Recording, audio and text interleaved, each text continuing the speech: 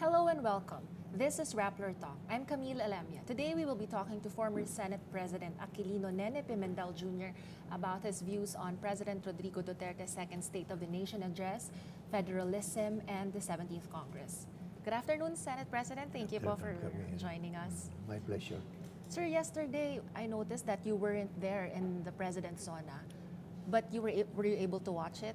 I watched portions of it over television, yes. Sir, why weren't you able to join? Well, I'm not that healthy anymore, and usually I can take only one engagement in a day, and that is why I was able to attend the opening session of the Senate, but had to forego going personally to attend the SONA of the President.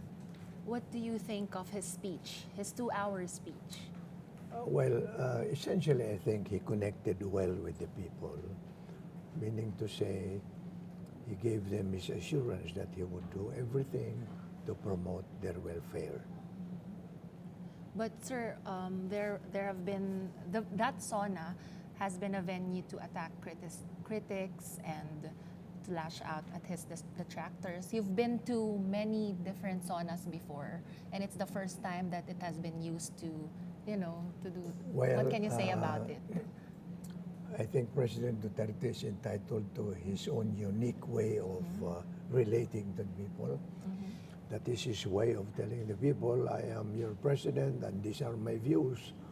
And as you said, he tended to scold those who disagreed with him. But to my mind, that's his privilege, because those scolded are also enabled under our laws to talk back.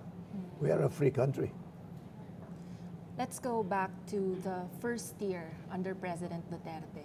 How would you assess his leadership, the country under his governance? Well, essentially, I think that in his first year, he tried to spell out the objectives of his administration.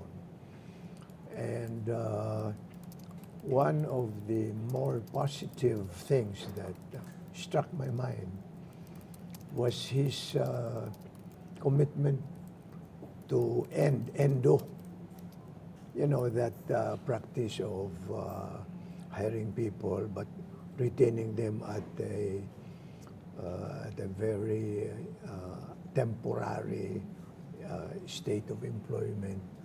And therefore, to my mind, that's unjust to the people who are being treated in that manner. And therefore, here is a president who's willing to take up the challenge for the cause of these people.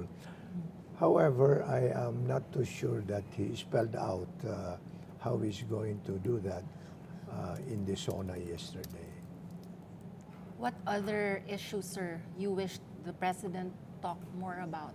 Well, I am also very concerned about not only domestic problems of the country, like addressing the poverty situation of our people, which is really a must, there's no question about it. But also, I am concerned about our relationship as a nation with other countries. And to my mind, it might not be a good idea to alienate the United States, because the U.S. has always been known to be our ally in the protection of our integrity as a nation. And today, those of you who are in media are aware of the fact that China is laying claims over territories that are ours by historical right, by discovery, or whatever means that are recognized by international law, such as Scarborough and the Benham Rise, for example, near, the eastern part of Luzon. And China would claim Scarborough, which is within the 200 miles exclusive economic zone of our country, near Palawan, so far away from China, but because of their so-called non-dash line theory of claiming territories, they feel free of telling the world that these territories are ours. We should not allow that to happen. Sir, what is the president doing wrong in terms of the foreign policy direction of his administration? Well, it may be too early to say that he's doing things wrong, because I also know for a fact, not that I've talked with him, but I'm judging things by his actuations. He is going out of his way to talk with countries that were formerly considered enemies of the Philippines, because they were enemies of the U.S., like China, Russia, and other countries. But now, President Duterte is going out of his way to befriend these nations. What I am trying to emphasize is befriending these nations is a good thing, but it does not mean that we should alienate the United States of America, because the U.S. has always been our friend. Sir, aside from ENDO, the foreign policy, what other issues do you... Of course, the Marawi thing, there is no question that I think that he used adequate force to stamp out the rebellion in Marawi. And his proclamation of martial law over the entire island of Mindanao is being questioned by some people. Although from my point of view, he has a basis for declaring martial law as covering the entire island of Mindanao, because, as you very well know, about 3 months or roughly ago, the Abu Sayyaf, sent a contingent to Bohol, and Bohol is not a part of Mindanao. Therefore, what was the message of that act of the Abu Sayyaf? And then Mautigang, if they were connected with that they can, start terroristic activities anywhere in the Philippines. And that is why it stands to reason that President Digong feels that he can restrict, the ability of the Mautigang to spread their terror, and the Abu Sayyaf for that matter, their terroristic activities elsewhere in the Philippines by imposing martial law in the entire island of Mindanao. Sir, I remember before you said that Congress should convene to discuss the declaration of martial law. Correct. Were you able to talk to your son about it, because Senate President Coco Pimentel was adamant against it? Thank you for asking that question, but I want our people to know, including you, that I don't give unsolicited advice to Senate President Coco Pimentel. I want him to earn the respect of the people because of what he's doing, not because he's my son. So that's the way I treat the whole issue. Fair enough. How do you view the decision of Congress, the overwhelming vote of Congress to extend the declaration of martial law until December 31? Well, I would suppose that they assessed the situation, not only from the point of view of the president, but also for the benefit of the people of Mindanao. And that is a function that they cannot avoid, being representatives of the people. And that they agree with the decision of the president may be justified by the circumstances that are available to them, because there are many facts that are not necessarily known to the public in general, that only the president would, because of his access to confidential information by the military authorities, would be able to know about. And therefore, I would think that this is shared with the leadership and the members of both houses, and therefore they saw it fit to approve the extension of martial rule over the entire island of Mindanao, and if I'm not mistaken, until December? December 31. Yeah. Sir, going back to the second SONA of the president, about the martial law, about Marawi, what specific issues did you want to hear from him? Well, it's very difficult to, I've been in public service for so long, and I would like to say that it is very difficult to put yourself in the place of the president and say that I would have wanted him to take up this issue. For as long as he addressed the basic concerns of the people, like peace in Mindanao, because you cannot have development in any part of this country unless you have peace. How will investors go to places in Mindanao if there is no peace? Which is an underside actually of the declaration of martial rule, because now that the whole of Mindanao has been covered by martial law, certainly people who desire to invest in parts of Mindanao that are not affected directly by the Maote terroristic activity in Marawi would hesitate to invest in those places, because who is the investor who would want to invest in a place that is covered by martial rule? So that is you might say, the underside of it. Sir, you've lived under martial law and even fought a dictator. Yes. There have been criticisms now that there's creeping authoritarianism and that the institutions of the country are being attacked. What can you say about these kinds of criticisms now? Those are apprehensions that may not be borne out by the circumstances under which martial rule is declared today.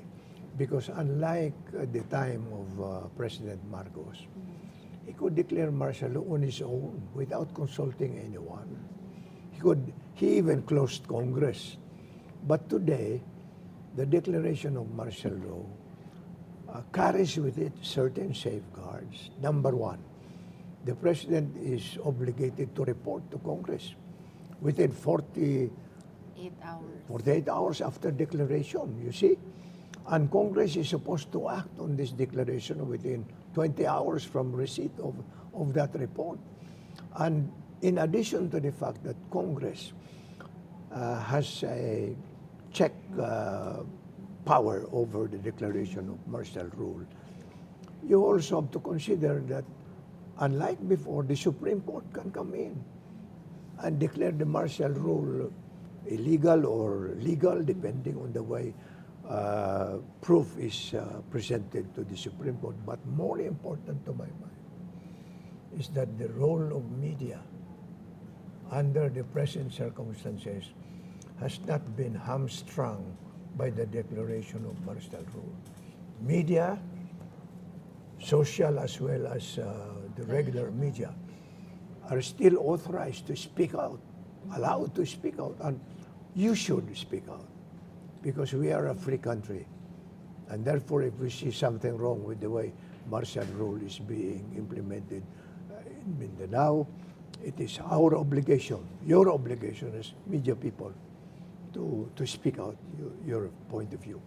What do you think about President Duterte's threats to certain media organizations that are known to be critical of his administration? Well, I suppose that was just a reaction that,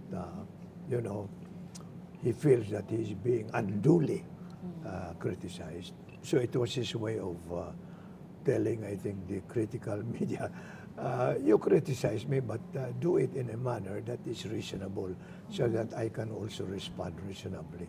That's the way I would interpret it. So for you, it will not have a chilling effect? It cannot, because, closure of media today, is taboo under our present circumstances of law and order. Sir, let's go to the cabinet of President Duterte. Some members of his cabinet have been very controversial, like Justice Secretary Aguirre and Chief Legal Advisor Sal Panelo. Okay. How do you view President Duterte's actions with regards to his men in the cabinet? Well, I suppose that President Duterte, being a president who is conscious of the will of the people, and is happy about the support of the people for him, I would think would consider the outbursts of the people against cabinet members who are not performing well. But the people should speak out. What is it that Secretary Aguirre is doing wrong? We do not approve of that. What is it that Mr. Panelo is doing or not doing that that the president should know about? Because I am sure, and he himself said that during the course of his SONA, that the cabinet members who do not perform according to the way he wants things done will be fired. He said so himself, or words to that effect anyway. So, sir, the people should speak out. They should Correct. not be afraid to speak out against That the is men. the most important thing to my mind. Because, you know, a public official would say one thing and there is no contradiction coming from the people, would think that everything is all right. That the people accept what he's saying. So that is very important to me. Aside from the statement about the cabinet, the members of his cabinet, and the chance to be dismissed from office if the president doesn't like what they're doing, what other issues stuck to your mind from the SONA? Well, basically, as I said, I wanted a more clear definition of how China would become a lender of funds or investor in the Philippines. Because if, you know, we allow China to just come in as they did in Sri Lanka, as they did in Myanmar, as they did in Laos, where they invested, and if these countries cannot pay according to the terms of the contract, they would take over and become owners of you know, the areas in which their investments were poured. And therefore, it's very important for us to be aware of these things, and for the administration to inform us that these are the safeguards that we are undertaking. Otherwise, I would say that the people should really begin to speak out now. So, should the government be careful in dealing with... Of course, Why, sir? no question about it, because of the historical evidence about the way China treated Sri Lanka in their investment in Hambantota for port and seaport. They poured in, I think, if I'm not mistaken, 1.6 billion pesos. But if Sri Lanka cannot pay the amount, they will take over the area and claim that this is now, you know, in compensation for the unpaid loans or investment that China poured into this place. I do not want that to happen in the Philippines. What about our territorial claims? Should we be careful with dealing with these Oh yes, loans in exchange of the that territorial exactly claims? is what I am trying to say. That they are the representatives of the people in office. They should be careful about the way they're dealing with China and other investors for that matter. Sir, speaking of China, your party, PDP Laban, you were the founder of PDP. They are planning to have a policy training and basically training with the Chinese Communist Party. How do you view that? Well, to begin with, let me say that I am completely no longer affiliated with PDP Laban or taking part in the direction of its policies. I left that to the younger people. But let me also clarify that I am not of the impression that the PDP Laban sent a delegation to China to learn how to evolve an ideology that the party will follow, because the party already has an ideology. I suppose that what they wanted to learn was the imposition of discipline among party members and how, for example, to treat the massive, transfer of people from one party to another to PDP Laban, now that it is the party in power. I suppose that that is what they wanted to learn.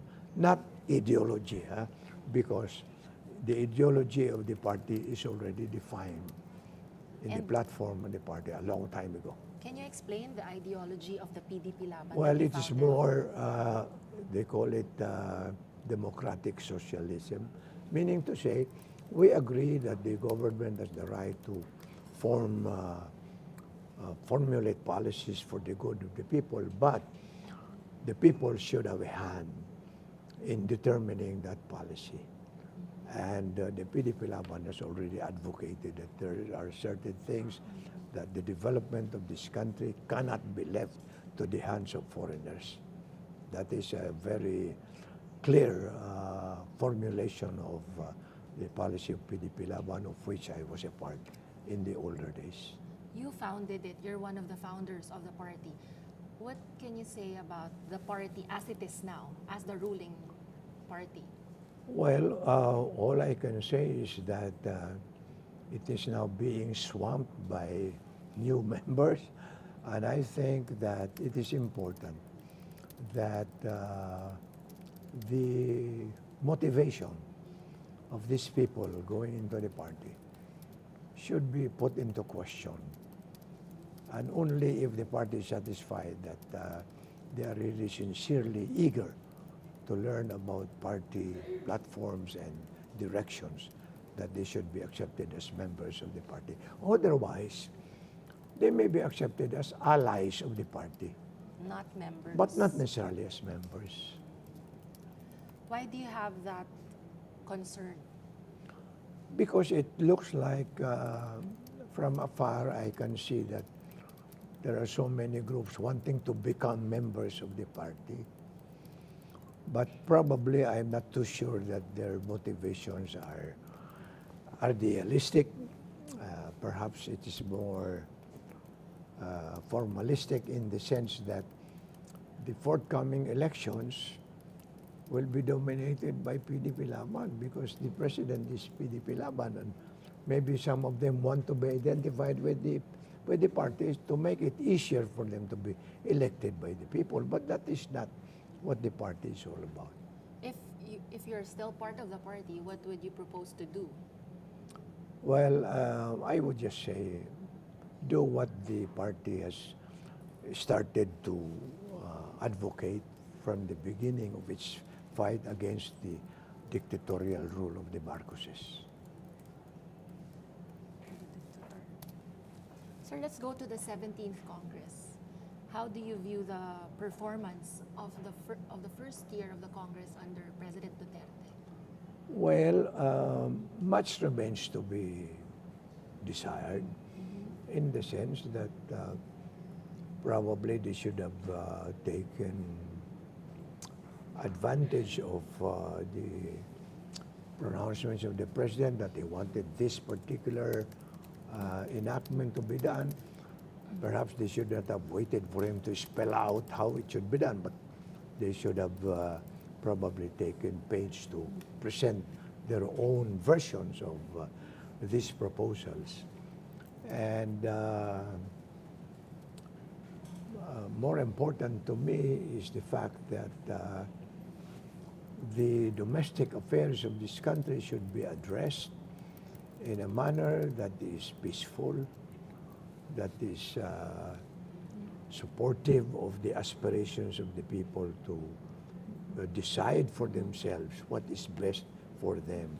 And perhaps, since I am an advocate of federalism, perhaps that would be the better way of doing things. Your friend, former Senator Nene has called the 17th Congress as lackeys of President Duterte. Do you subscribe to the same view? Well, essentially, I think that since the majority of the members of both houses of Congress are affiliated with the party of the president, that appellation could stick to them, except I would suggest to the Senate because the Senate really, the senators are, there are 24 sovereignties in the Senate. Yeah. You cannot dictate to the senator what to do. So That's my experience. what would you want to tell the Senate now? Well, to act in accordance with their perception of what is best for the people. Where is that coming from, Mr. Senate President? Is it because the Senate has been criticized for always following the wishes of Malacanang?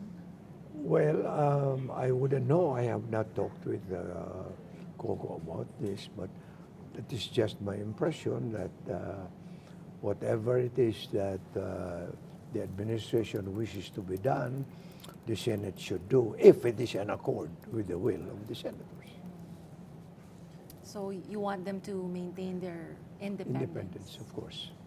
What can you say about the President's pressure to the Senate yesterday in his speech to pass the tax reform bill in full, the executive version? I think that's a good suggestion, but that is just a suggestion. It cannot be an imposition because the Senate is an independent body. And so is the House, for that matter. Meaning to say, a proposal can come from the President, all right, these are the tax reforms that I want. The Senate can expand on it or limit some portions of it. I mean, we are a free country. I believe in that. Did you ever imagine some decades ago, 30 years ago, that PDP Laban will be this big now? I could hardly imagine it to come to pass, except that when I was already in the Senate, and I used to be the lone voice of the Senate as a PDP Laban member, ultimately the membership expanded. So now that a president is a PDP Laban member, I remember I swore him in 2005, if I'm not mistaken. I saw the photo. Yeah, there's a photograph, I think. Yes. And I suppose that he is also aware of the fact that now is the time for PDP Laban to really expand its coverage of the entire country, but based on an ideology of its own, not imported from anyone else. You've known the president for how many years now? You've been party mate since 2005, and then he transferred to his own party, as I understand it. How would you describe him as a person? Well, the truth of the matter is, when I started to appoint OICs during the presidency of Cory Aquino, I was the Secretary of Local Government empowered with that duty. When I went to Davao, I offered the vice mayorship of Davao. Please remember, a vice mayorship, not even the mayorship, because Safra Espicio was our man in Davao at the time. And so I offered the vice mayorship to the mother of Digong Duterte, because it was his mother, Suling, who was active in the opposition. President Digong was a prosecutor of the city government. He was not in the political arena, but it was his mother who suggested, don't give it to me, you give it to Digong. So that is how it came to pass that Rodrigo Duterte was invested with the mantle of the vice mayorship, which to his credit, he was able to use to launch him to become mayor for 23 years in Davao. And when you get a politician to be endorsed repeatedly by his people, you have to respect that politician, unless he uses underhanded methods, which I did not see in the administration of President Digong in Davao. How would you know him as a person? Well, that he is a man of his word, that he does things what he says. But has he always been perceived as a strong man? A strong man in the sense that if he believes that what he's doing is right, you cannot deter him unless you go to court or some other ways of deterring him by law. Now, years after you first met, did you ever expect that this will be the kind of administration under President Duterte? And as a follow-up to that, how would you describe his style of governance? Well, as I said, I wouldn't have expected things to, develop to this situation where a mayor that I appointed in Davao could become president. But he is now president of the country. And I believe in his capacity to do what is good for our people.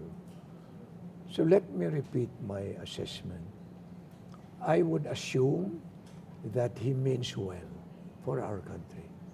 But he should show that in the way he administers the laws of the land. And if the people disagree with him, the people should speak out, because that is the check that the Constitution recognizes against abuses by the President. What do you exactly mean, Mr. Senator, when you said that he should administer the law of the land? He should improve on the way he administers the law of the land? Well, as I said, for example, the extrajudicial killings. While I know that he did not order the policemen to kill directly the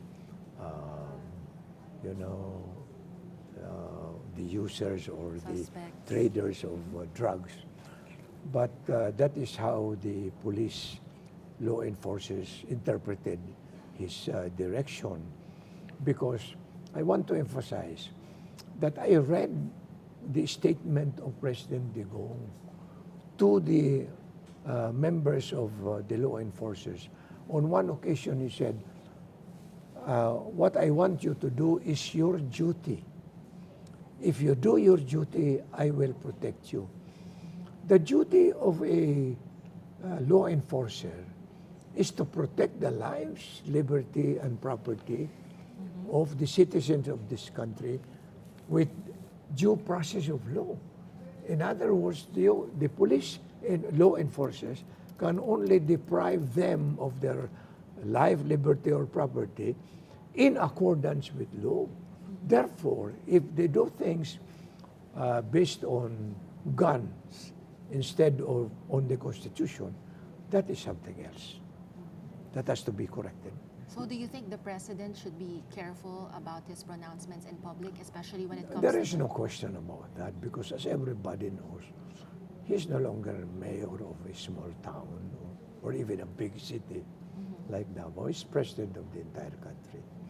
But we have to live with the reality that is his way of doing things. He curses, which is anathema to polite, conversation. But he does things in his way. And if the rights of the people are not transgressed, I would say we should take him as he is. But when the rights of the people are violated, that is something else. Thank you very much for joining us, Senate President Nene Pimentel. Thank you, Camila. My pleasure. And that was our interview with former Senate President Aquilino Nene Pimentel Jr. We talked about the second State of the Nation address of President Rodrigo Duterte, his views on federalism and on the extrajudicial killings, as well as the performance of the 17th Congress. Thank you for watching.